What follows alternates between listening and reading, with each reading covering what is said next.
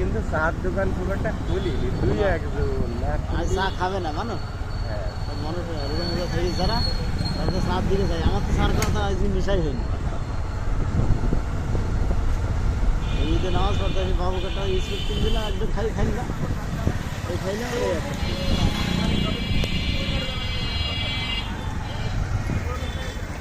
বহুত দিন পর স্কুল খেলা করছে।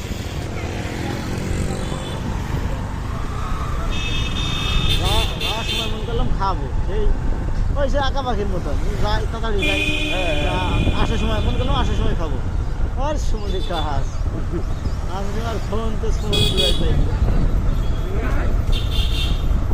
ফোনের সাথেই তো তাড়াতাড়ি করে আমরা হ্যাঁ এমন করে চা খাবো, ওই বললাম চা খাইতে কিনা।